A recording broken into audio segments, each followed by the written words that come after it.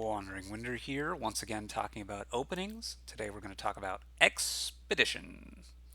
So there are a few different things to think about with opening with Expedition. One, which is usually available to you on either 3-4 or 4-3, is going Silver Expedition. If you do this, then on turn 3, you're going to see most of your deck. You're going to have 4 cards left on turn 4.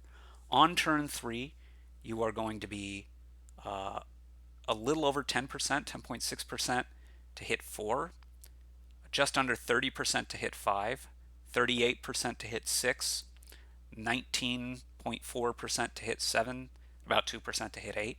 That's exactly. So you're almost 90% to hit 5 on turn 3. You are uh,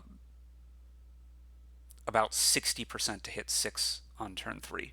That's 5 or more and 6 or more, respectively. And you've got some real but not great chance of hitting 7 like we did here. It's worth noting that if you miss 5 on turn 3 this way, the only way to do that is by having 4 coppers and 3 estates, at which point these 4 cards are silver and 3 coppers, which means you absolutely will hit 5 on turn 4, even though you're going to shuffle before you're going to see that. You're going to hit 5 on turn 4 if that's what you're looking for. So that's the worst case scenario. So Silver Expedition is a reasonable opening. The more interesting thing is opening Expedition. So on a 3-4, if you open Expedition, you are going to see, right, 5 or 7. 5 plus 2 is 7 of the 10 cards in your opening deck. And you know that 4 of them are coppers and 1 of them is an estate. And then the other 2 are drawn randomly from the 3 coppers and an estate. You only need to see 1 copper to hit 5. So if what you're after is hitting 5, Expedition on turn 1 on a 3-4 exactly, you're 90% to hit at least 5. You're actually 30% to hit 6 like we did by going copper into copper. You're only 10% to hit 2 estates and miss and hit only 4. If you have a 4-3 instead, see if I can't swing us around to a 4-3. Now, right, I'm going to have 3 coppers and 2 estates in my turn 2. This would be turn 2 hand. So 3 coppers and 2 estates. And then if I expedition into that, I'm going to draw 2 more cards. I need both of them to be coppers in order to hit 5, but I'm drawing those out of a 4 copper 1 estate deck.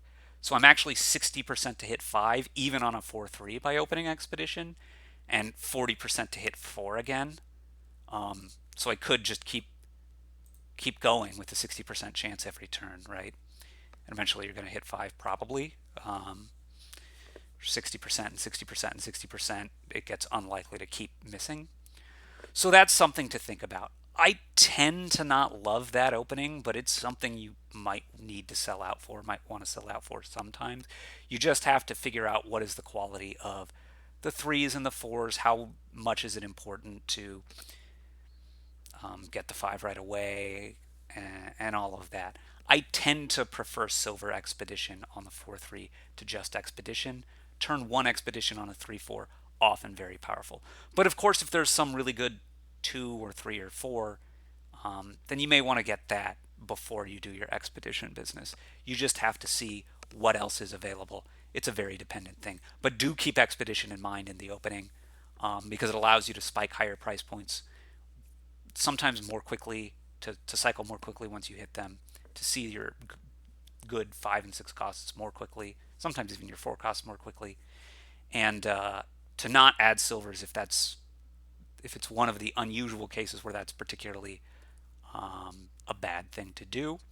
Although that tends to be more common with Expedition on the board anyway, because you can use it instead of the silvers to hit your price points. Particularly if the 5 costs are going to help you to continue to hit those price points, which most of the 5 costs you want early on will.